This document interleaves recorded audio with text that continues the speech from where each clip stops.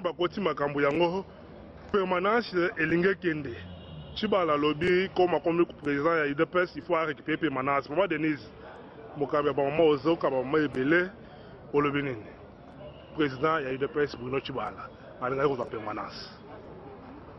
permanence anga semaki ya nambongo na ye parce que ba lobby ye moko lobby ke permanence ba somaki bongo ya ba combattant cotisation batu na ye si d'état règle de cotisation vous comprenez au moins parfois Bible lobaka ne faut pas répondre l'insensé dans sa folie. Vous risquez de lui ressembler, de devenir comme lui. En tout cas, ezali mawa, ezali pasi. Pona komona ke mutu bozalaki na ye bomone ke mutu amayele. Mais ce qui a bimi na parti makambo azo sala lelo tozo mutuna. Oyo azali Chibala oyo toyebaki na IDPS bien mutu mosusu. Papa, tina kopesa commentaire ezate. IDPS eza moko oyo.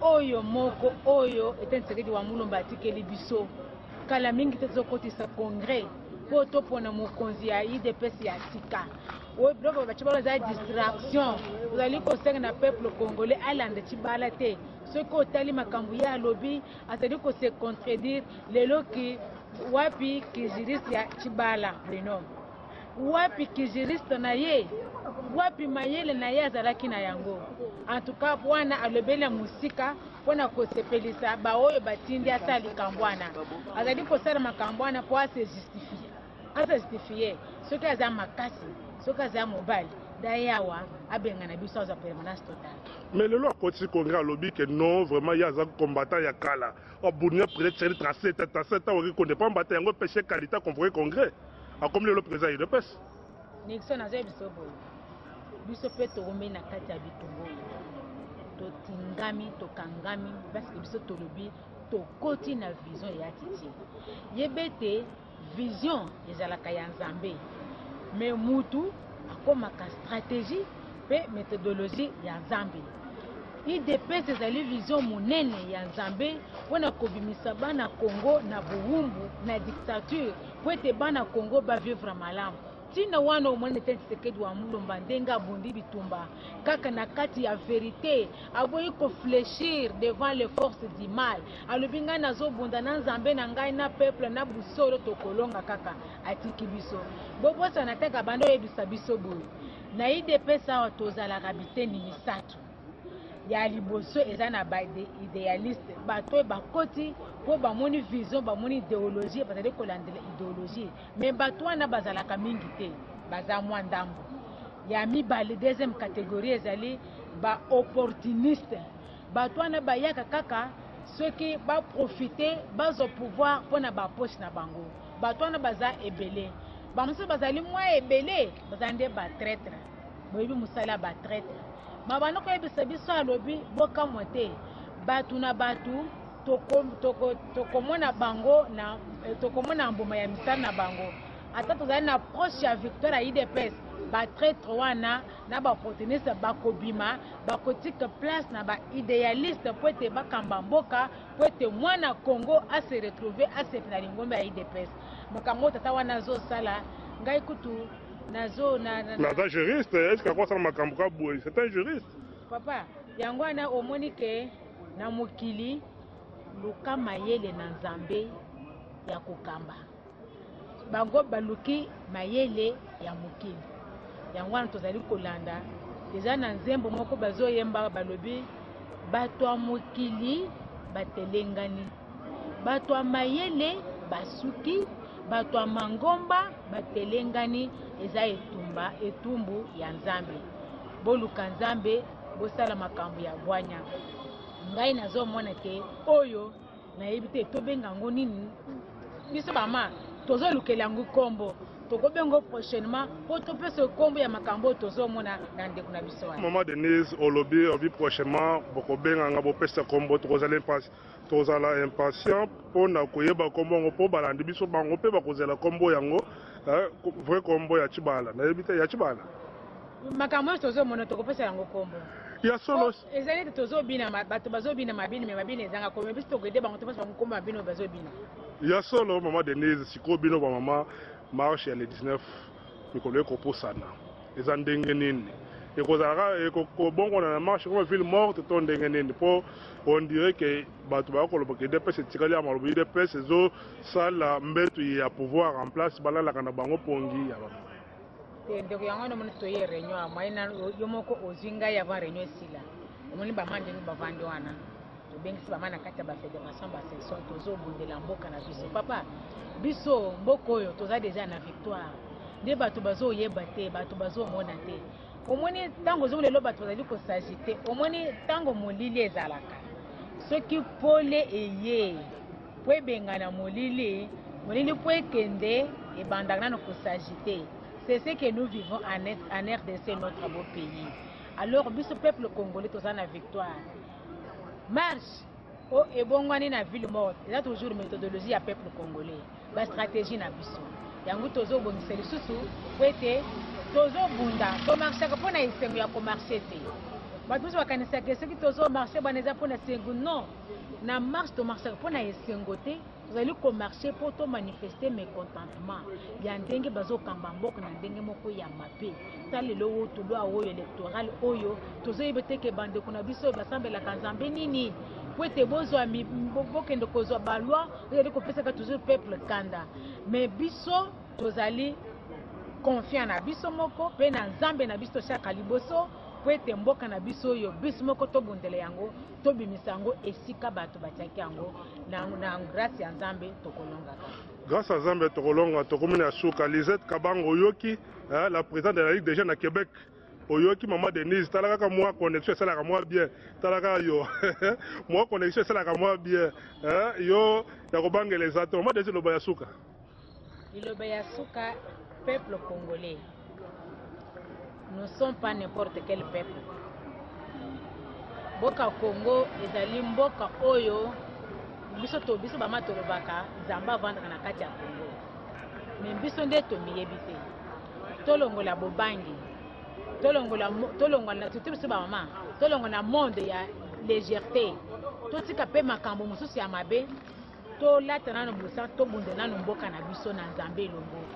Totala tokotikele bana na biso mboka nini mboka bavoyu mboka ya bato saka mibeko te mboka ya bato ba égoïste mboka ya bato talenge bazali kokamba mboka lelo soki moto azalaki na pasi akomi na bokonzi komi na poche na ye moko non il faut tokamba mboka oyo na ndenge ya bonzambe po ete mwana Kongo nyonso asepele na bozwi oyo nzambe atie kati na biso nzambe atiaki bozwi na kati ya mboka Kongo po tonyokwama te atiaki bozwi po ete biso na nzela ya bozwi wana topesa ye lokumu wamulumu ete nsekedi ya banduku oyebisa biso alobi mboka oyo ezali mboka ya nzambe yango nzambe apesi biso bozwi bana mboka prenez-vous en charge po bolibere mboka na biso yango biso bama totelemi toyosenga na bama na minute oyo bitumba soki ekomi makasi mwasi nde akotaka abundaka mpona kozelonga tolonga na kati ya légèreté tolonga na kati ya makambo ezangi ntina tomipesa na nzambe tobundela mboka na biso tolongola bobangi tobima po ete mboka oyo elongwa na bowumbu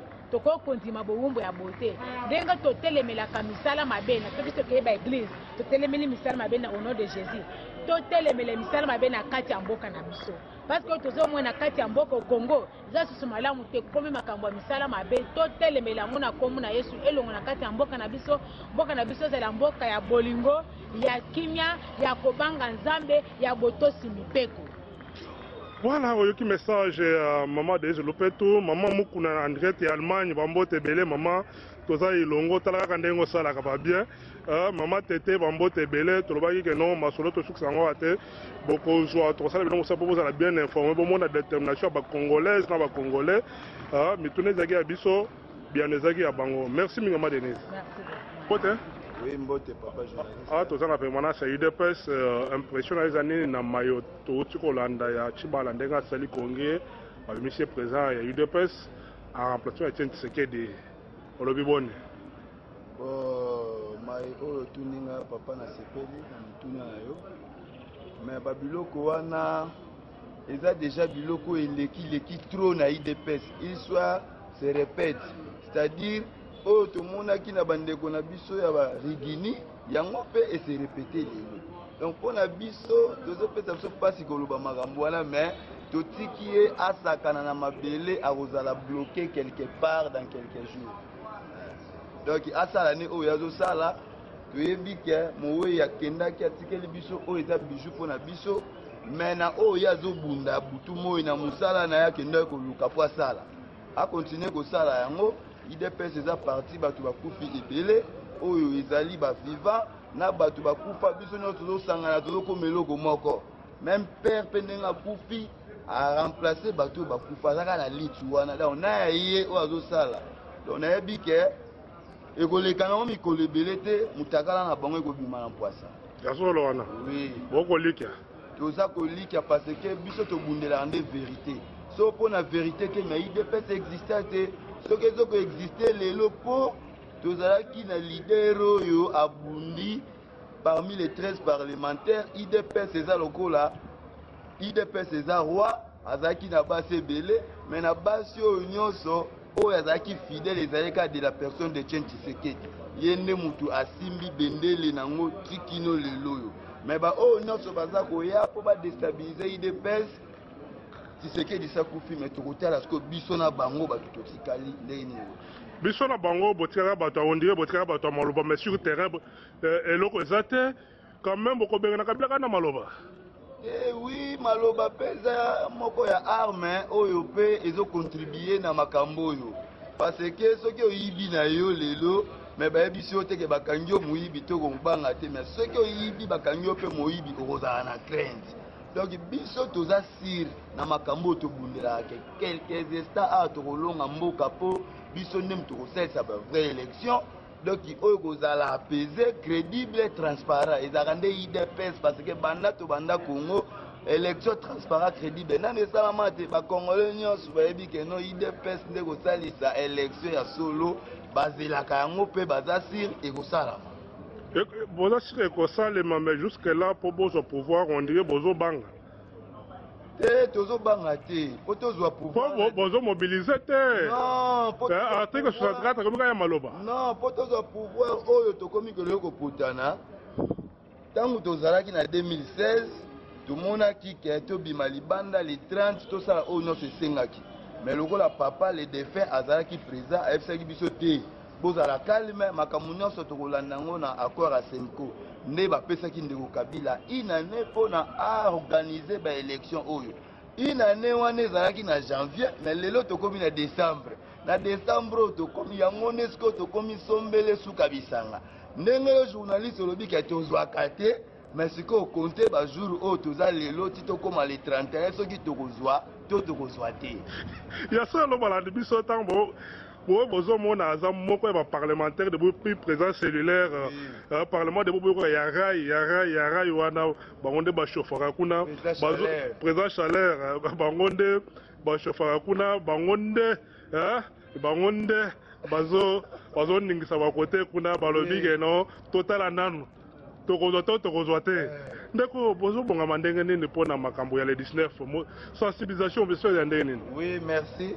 Sensibilisation na biso ezali ntango papa akufi na toyebisa tout de suite là ke atikelaki biso baccord wana baresponsabilizaki basango nde basimbaki accord na article na biso ya constitution na biso article 215 balobi soki ngai na yo toza na conflit troisième voie wana aza kobima autorité supérieure tel que nous sommes.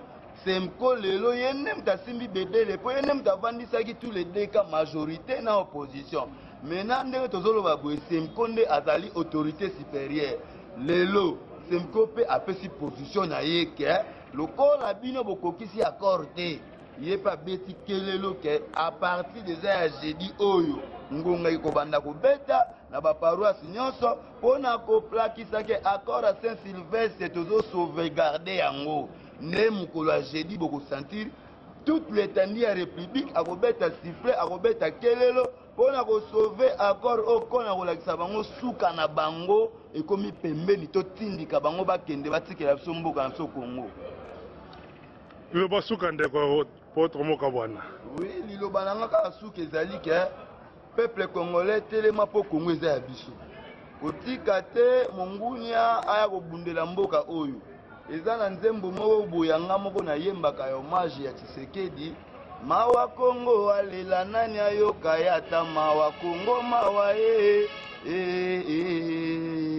Zamba sala mokili na ye malamu biso bato babebisi ye.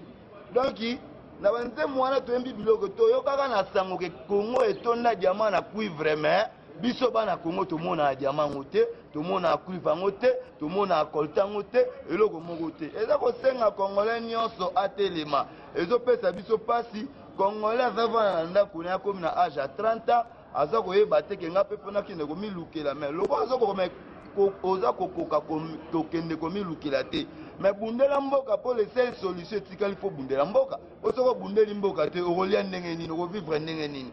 Donc to se laisse pas na mambo ya buzoba soki balobi match ya renaissance boke kotonda ebele balobi match ya vita boke kotonda ebele. Or badirige na bango oyo bazokodirige baekipe wana baza bafrere ya bandeko wana sikoyo nazoyeba te pito palo bakongolais baza kosala soki bayebisi bango totelema tobunda mpona le 19 totelema tobunda mpona le 30 congolais alingi te mais na stade oza komona bango baza mobilize. Naza kolancer appel langa solennel na bakongolais nyonso ke Congo eza mboka na biso soki totelemeli yango te moto akotelemela yango aza te wana. Merci. Ya solo bolandi chikosengo chima le Taliban ya solo bolandi vient nanga Jean-Marc yom likambo na ngonga il faut kotala montre po yeba ke tokomiere nini tokomi wapi tozokende wapi bambote ebele matondo mingi bisika yo ozali toza elongo na le grand prêtre Donaka Basele Moboyai bambote ebele mama Nadine Zola bolanda président fédéral ya Moamba. Merci ndeko. Merci. Tous info mokili mobimba ndenge tolinga ko info bino toluka information à la source yango to benga ngo source info. Awa mutu boko mona liboso ebele bayebi musu bayebi ete ye nde président fédéral ya Moamba ako se présenter ye moko mbote président mbote ndeko présenter yo moko po balandi biso mokili mbayeba yo. Kombo na ngai Mathieu Kasanda Kacham. Je suis le président du comité fédéral.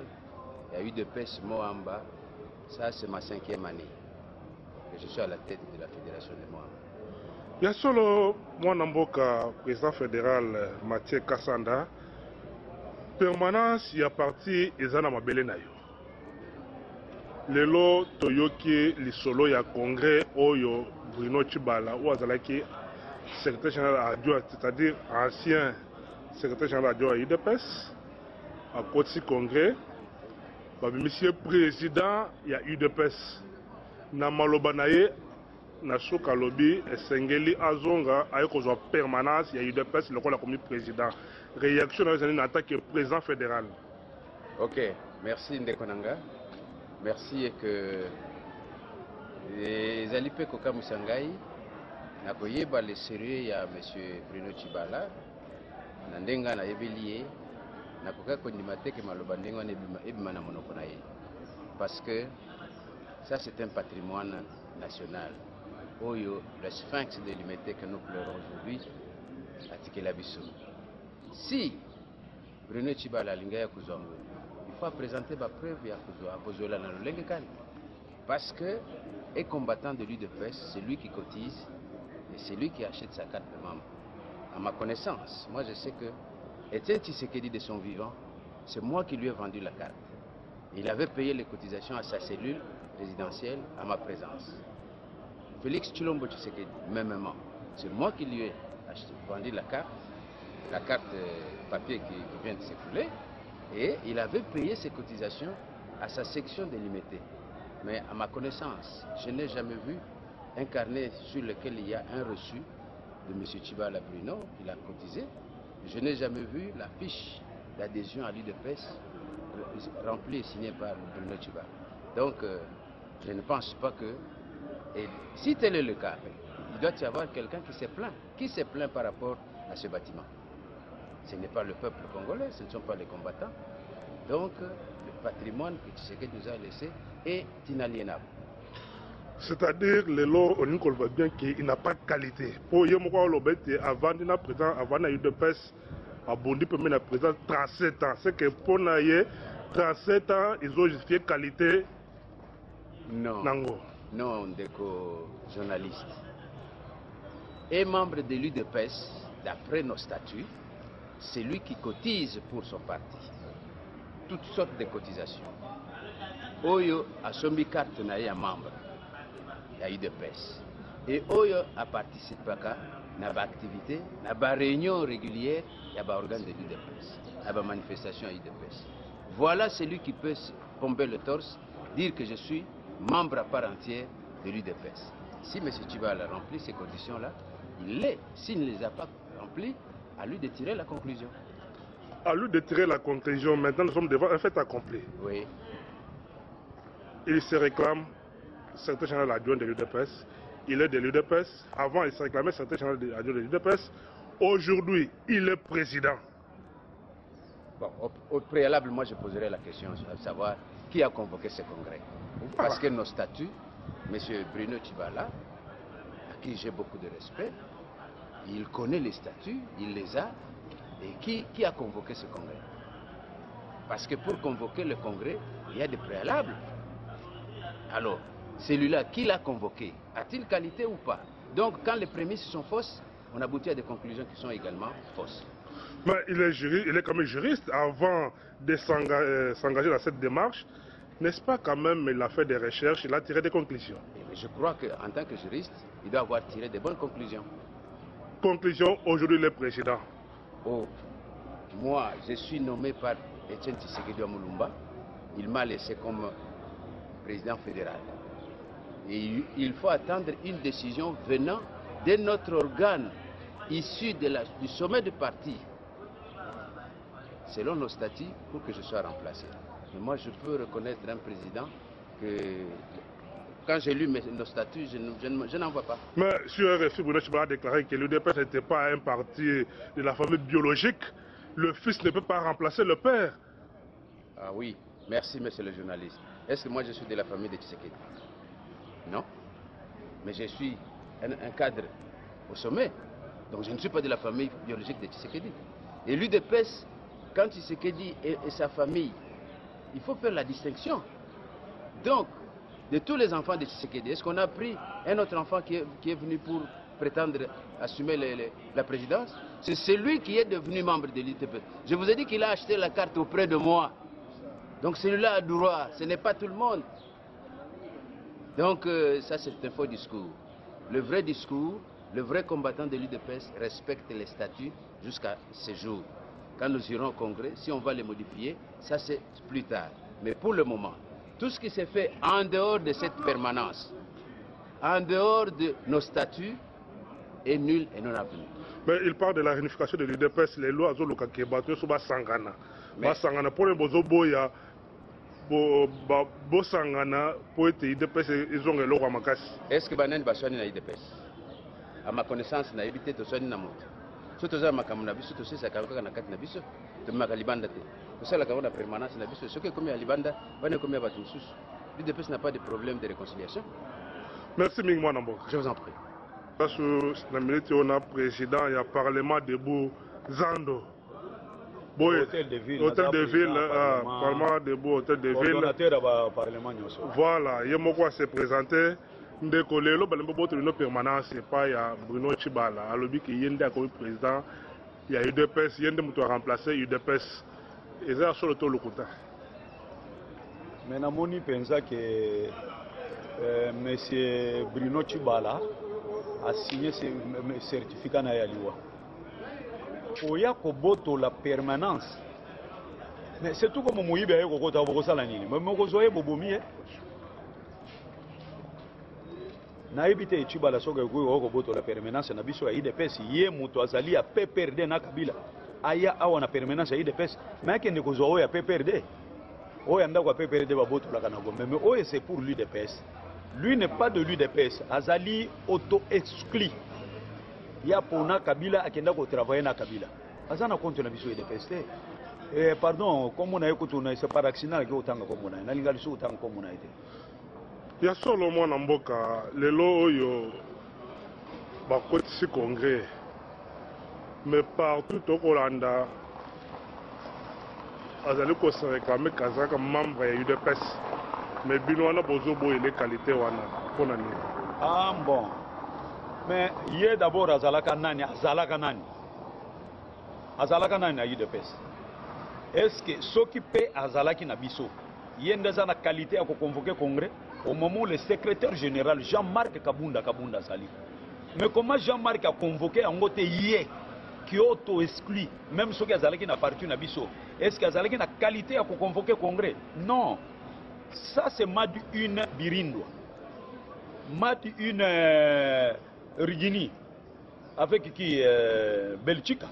Et ça biloko Belgique ça là. Mais souka ki wapi? Et souka ki kesika zali en fin de compte ayeko balolangwe komi CDPS. Mais Tshibala eko baluka.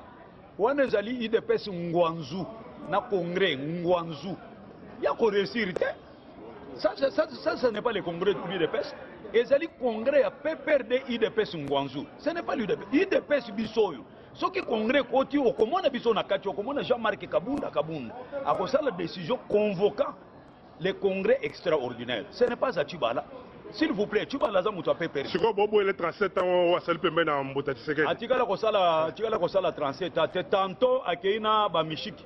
Tantôt à Kena Kibasa, tantôt à Kei, et ça le rôle à Moisi. Moisi, c'est un prostitué. Tantôt à Kei, na Bamishiki, à Zongi. Le rôle à président Tshisekedi Azalaki Mutumoro ya Mawa, Mutu Abolingo, Alingaki Mutu Nyoso, au Zongi Atali Kokalobi, moi, na Zongi, n'a qu'un fils égaré. Tu vas à chaque fois, Bana Kokima Azongi. Kokima Azongi. Bisika pas Bana Kokende, Astika la Kosomba Talopango Mukete. C'est pourquoi Kabila a joué locataire na Lemba. Un locataire. Ngai kutu naza na 3 chambres salon nazo futele mais yazalaki na 2 chambres salon azo kende kupona akota toilette banda ko baluka na sima Kabila zuye apesie mo poste wana étiquette à premier ministre étiquette na place au chef na ye Nemi Mwilanya nde vrai premier ministre et loko nini ya koloba na biso il n'est pas de l'UDPS, il n'est plus de l'UDPS, il s'est auto-exclu de l'UDPS akoki kotanga kombo UDPS te atanga evre oyo. Cette œuvre que papa a le gars quand on a bien immeuble. Ça à quoi on va profiter dans l'hôtel. Oh non, à quel niveau on a pas là, c'est quand il est là. Biso to ça na où est ça immeuble? Où est ça immeuble? Bijou. En Afrique pour bimba parti politique ata mon côté ça nanda kwa boy. Maël ya papa. Ah paix à son âme. Mon président. Atika ki biso ba locataire té. Vraiment. Président Tshisekedi atika biso ba locataire té. Atika biso ndako. Mais na yoki kuna ye pe mbuto mbuto na ba olenga pe alobi ke non ye na Tshibala jamais akokuma remplacer Tshisekedi na UDPS. Non nanu babundi te, c'est-à-dire ezali netu comédie netu ba esobe ba mangobo biloko ba wanaki kosala komona alobi je suis PDG mais aza PDG te eza pièce théâtrale neloko Tshibala aza kosala eza comédie. Tshibala l'UDPS c'est le peuple, l'UDPS c'est l'esprit. C'est-à-dire, ceux qui battent Kakawana, Jean-Marc Kabunda, convoqué meeting, battent na place à Salité, na Tata Raphaël. Tu vas la convoquer na IDPS no ya Ngwanzu, na stade de martyr. Na kanisi kuna peut-être ba chego ya kopesa ba 2000 nde ba kozala kuna ta 100. Mais à côté na Tata Raphaël, c'est l'UDPS c'est Abisso. Tango yazo sala ngolo kola toza habitué to umeli na IDPS to mona baku ya ndenge wana bakibasa bakenda o IDPS o Bakalonzo o to longoli Tshisekedi o longoli muto aza na peuple na sima okolo c'est rigolant mon frère, c'est rigolant. Tout le monde makambo ya marche la 19 ndeni ba préparatif fait que ne malamu. Ah mais en tout cas ba préparatif zo tambola bien mais nga na lota ki lelo na butu na loti Kabila zo katisa mbango na bakazaka fleuve azokima. Puisque au Ekosalema peut-être les première fois dans la République démocratique du Congo et Salam. Puisque toko bete loko moko oyo Kabila tikala ko swate. Na ba M23 na nyoso azuwa na toko boto na bango biloko nyoso ba yenango. Le 19 en tout cas na évité loko Ekosalema. Ya solo. Oui, na ebisio, na ebisio. Na lota malobate. Na lota kapapa. Oza ba malobate. Te, za malobate. Mais balubi ke musale ke maloba na ebele. Non, na okoki ko zwa caméra na oyo, hein. Tambola nango na ba coin nyoso ya Congo na ba recoin. Vous allez voir tina ba mama ya bilanga na kati ya ba fin fo ya RDC otangele Kabila ko ebise na lingi mutu wana te, c'est-à-dire Kabila eloko nyoso ezali préparation pona kokoma ezalo kola mwana muke bebe azana libumu abotami azolia potopoto abandi konguluma kotelema kotambola ndenge biso pe to bandaki ko préparer poto sala ce qu'on appelle soulèvement populaire pour faire partir alias Kabila. pour faire partir alias Kabila na basubiri na ina remorque nyonso ya bato ayaka nango na bato ya tie ba jeune garçon ya tie na fonction publique o ba bengi service standard. Ce sont des Rwandais baya wa me pitié pour eux façon ba petwa na to kwambale bango en tout cas ko pesa monde pour bimba mawa. Ah bon, service standard. Oui, service standard. C'est banane. Ce sont des jeunes garçons. Non, ce sont des jeunes garçons, c'est-à-dire les fonctionnaires de l'État, fonction publique. Mais les jeunes garçons importés na Rwanda et quelque part, les garçons na ina pour bimisa pour fouler kaka batu ce sont des jeunes congolais. Inaf. Na inaf. L'équipe bango ka moi formation moko boy ale ba coach bango na fonction publique bientôt bazolinga ba nommer bango ba secrétaire général. Or le secrétaire général ba pesa ka mutunini c'est promotion en vertu à musala nengo zali ko sala des escaliers ti échelon jusqu'à tel point comme secrétaire général mais balingi ko nommer ba jeune garçon il vous touche 600 000 francs congolais mais les vrais fonctionnaires de l'État touchent 100 000 francs. Mais basala ka musala te ba petit wana ya 14 ans 16 ans 17 ans de bazo sala musala voilà babilo kwa ndengwana biso toko sepela un grand Congo bozo ba ndengwana ko kende ko zo ba jeune garçon qui na Rwanda na Burundi ba na bango non to kwambale bango joso to kwambale bango ambo oui ba benyango service standard allez vérifier loi électorale les na Sénat est-ce que elike ezali a solo ete makambo ekoko ko bongana non eloko ezate mbwa si mbwa biloko wana arrivé le 31 décembre et le 1er janvier comment on a le sauter toko balaye biloko nyonso oyo Kabila na batu na basali tout tozo balaye yango nyonso même la police l'armée biso toko banda ko sala marche chaque jour tolingi ko mona telle personne te tolingi ko mona buriki na kati ya la police te bango nyonso toko balaye la victoire toko balaye ya solo mona mboka awa lelo ba critique comme trop bokomi ko kotsa la police oyo et maltraité bino bokomi kotisa ngo ndenge bato bakoloba bokomi kotisa ngo na permanence eko bengana ba combattant likambo ngo zaboni yo en tant que président parlement de boba besa nga ozaki pe jour wana sur place elekinde ni expliquer nan balandi biso non esika bato bazo comprendre te police nationale ezali pona Congo mais ça mal utilisé na Kabila mbongo bafutaka bango ezali mbongo a contribuer à peuple congolais c'est-à-dire ngai n'était pas na ngai permanence moko ezana sim nalala ka voir même porte polele pona ibi ke ba sentinelle na biso to futaka bazana sim la police anka ba yeko menation na okende ko benga nani na kende ko benga bakuluna na ko benga la police si la trouble lokola ndenge Tshibala na batu na ye ba infiltrer que permanence na biso alors c'était important so ba benga la police pour ya commettre fait na batu wana pour ceux qui ba bengi ba combattant ba beti batu wana comme infraction ba ko impita mon secrétaire général ou na UDPS yango ba benga ki ba police pona mo ordre kota ba benga nanu tout le monde na kati ya ba combattant ba infiltrer bazala kebele ba ye pona ko injurier secrétaire général qui n'a pas un problème puisque problème na bango na secrétaire général les anines secrétaire général a kangi madusu nyoso Tshibala yebisaki Kabila que non je vais liquider l'UDPS mais akuti mwana mboka œuvre ya président Tshisekedi akangi madusu nyoso moyen ke akota a meka ko tchoba nzonzingi na UDPS ezate alors c'est pourquoi batindaki ba infiltrer baya siko pona ko déstabiliser partout bien ko déstabiliser secrétaire général yango to benga ki la police ezali à République démocratique du Congo mais a mal utilisé na Kabila na batu na ye voilà un peu ya solo balandi biso na bosani te bambote ebele na vie na nga Chikosungo etima le Taliban pasteur Sylvain Kanya na mari yangoyi bisika bozali boyoki réponse ya président ya parlement debout ezanga te mosala nanga ezalaka kotuna mituna baréponse eza ya ngai te vraiment